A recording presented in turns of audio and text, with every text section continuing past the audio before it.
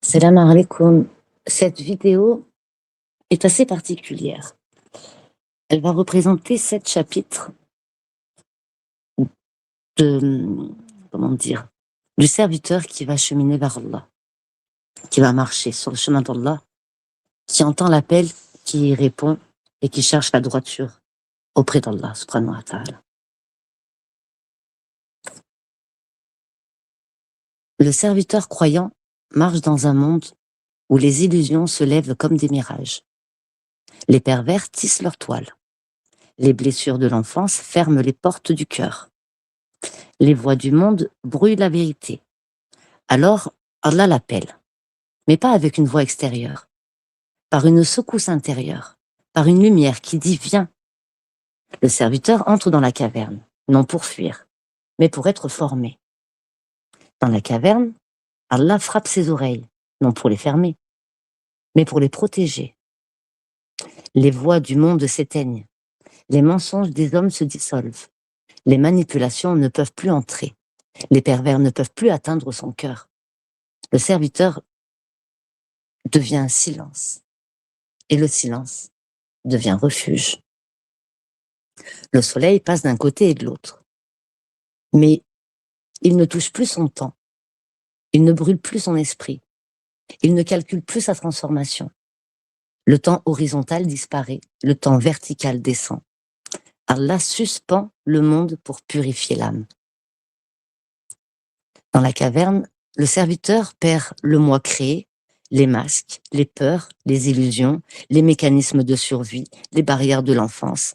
Ce n'est pas une destruction, c'est une mort spirituelle. La mort de l'esprit trompé, la naissance de l'esprit éclairé. Le serviteur comprend que ce qu'il croyait être un bien était un mal. Ce qu'il croyait être un mal était un bien. Ses épreuves étaient liées entre elles, son affaire était au centre de l'affaire d'Allah. Il comprend que la souffrance persistante était une preuve, une formation, une élévation. Il devient résilience. La résilience des prophètes, la résilience de Yacoub qui dit la patience. Il ne me reste plus qu'à endurer avec une belle patience. Allah détruit le mur extérieur et fait naître un mur intérieur. Ce mur, nul ne peut le franchir. Ce mur, c'est Allah. Et à la sortie de la caverne, Allah rend l'ouïe à son serviteur. Mais ce n'est plus l'ouïe naïve, c'est l'ouïe du témoin, l'ouïe du cœur, l'ouïe de la raison éclairée, l'ouïe protégée par Allah. Le serviteur entend désormais la vérité, la lumière, le Coran, les signes, les dangers et les illusions. Il devient discernement absolu. Le serviteur marche dans la vallée du monde, la vallée de la perdition. Il n'est pas comme Moussa qui marche dans la vallée sacrée, la vallée où les ennemis se déguisent. Le serviteur marche dans la vallée du monde, la vallée de la perdition, la vallée où les ennemis se déguisent, la vallée où les pervers commencent en avançant masqués, la vallée où les illusions se lèvent comme des ombres. Il marche en paix, mais aux aguets. Il connaît le jeu de l'ennemi, comme un joueur d'échecs qui voit le coup avant qu'il ne soit joué. Il anticipe le danger potentiel non par peur, mais par lucidité. Il place sa vie entière entre les mains d'Allah. Il marche dans sa voie, même si les ennemis la rendent tortueuse.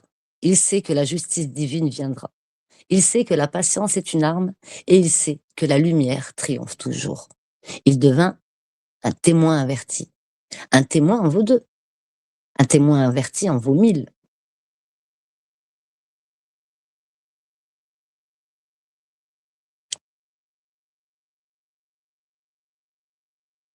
C'est un Allah, c'est un nom, un souffle, une lumière. Allah,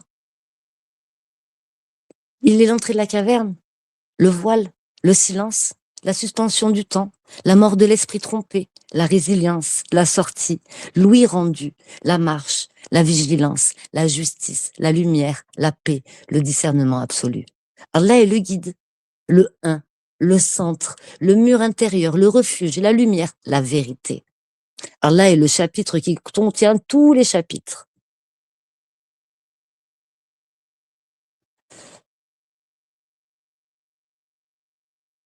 C'est un résumé de méditation profonde que je fais, d'après ce que j'ai compris, et Allah ou Erlem. Et c'est des points sur lesquels je médite.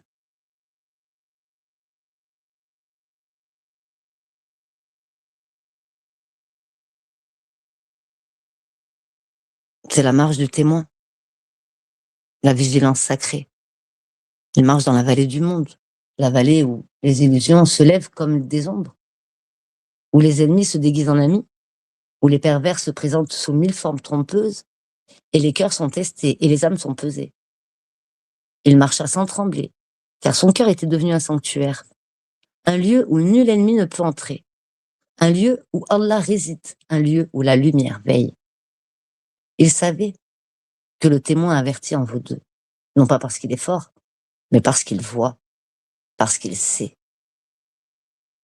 Il voit le jeu de l'ennemi, comme un joueur d'échecs qui connaît les coups avant qu'ils ne soient joués. Il voit les mouvements du mal, les détours, les déguisements, les approches silencieuses, les tentatives de séduction, les attaques déguisées en caresses. Il voit tout, ce qu'Allah lui permet de voir. Il sait que l'ennemi peut venir de n'importe quel côté.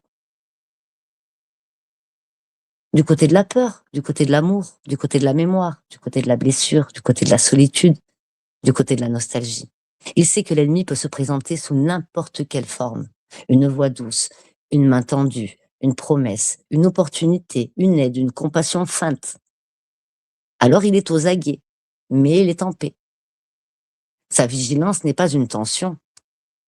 Sa vigilance est une lumière qui éclaire les ombres, une lumière qui démasque les illusions, une lumière qui protège le sanctuaire de son cœur. Il place sa confiance en Allah, non comme un aveugle, mais comme un voyant.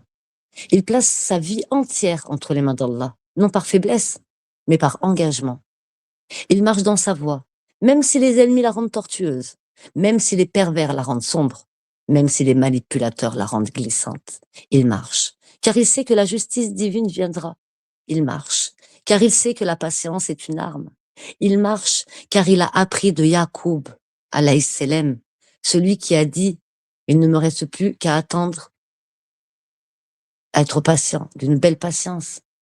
La patience est belle, et Allah est mon seul recours contre ce que vous décrivez. » Il marche, car il sait que la justice d'Allah n'arrive jamais en retard, jamais trop tôt, jamais par hasard. Il marche, car il sait que car il sait que son affaire est au centre de l'affaire d'Allah, que sa souffrance était une preuve, que sa résilience était une signature, que sa vigilance était une lumière, que sa marche est un témoignage. Il marche et chaque pas dit « Je suis témoin, je suis protégé, je suis guidé, je suis patient, je suis la voix d'Allah. »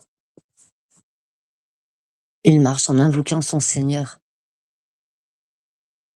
en lui demandant la droiture dans son chemin, la rectitude dans la pensée, dans ses agissements, dans ce qu'il doit faire. Il s'en remet entièrement à Allah, dans sa marche, sur le chemin qui le mène à lui. Parce qu'à la sortie de la caverne, le serviteur élu ne marche pas comme les autres. Il ne marche pas avec les yeux du monde, ni avec les peurs de l'enfance, ni avec les illusions du moi créé. Il marche avec le discernement absolu, celui qu'Allah a forgé dans le silence, celui qu'Allah a purifié dans l'épreuve, celui qu'Allah a rendu vivant dans la lumière. Il sait que la vallée du monde est une vallée de perdition, non parce qu'elle détruit, mais parce qu'elle teste.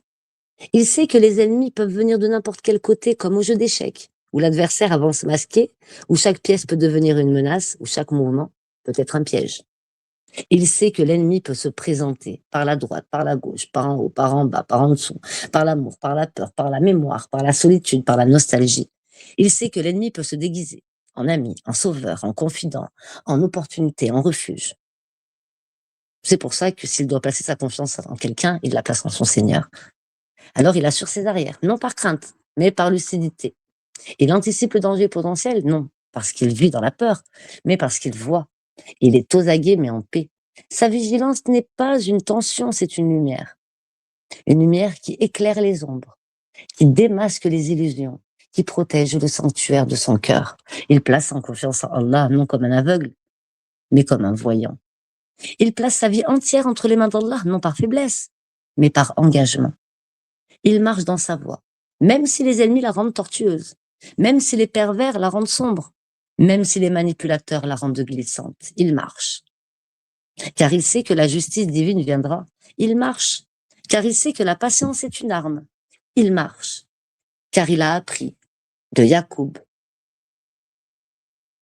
celui qui a dit « La patience est belle et Allah est mon seul secours, mon seul recours contre ce que vous décrivez. » Il marche, car il sait que son affaire est au centre de l'affaire d'Allah, que sa souffrance était une épreuve, pour en être une preuve, que sa résilience était une signature, que sa marche est un témoignage. Il marche. Et chaque pas, il dit « Je suis témoin, je suis protégé, je suis guidé, je suis patient, je suis dans la voie d'Allah. » Il marche vers la satisfaction de son Seigneur.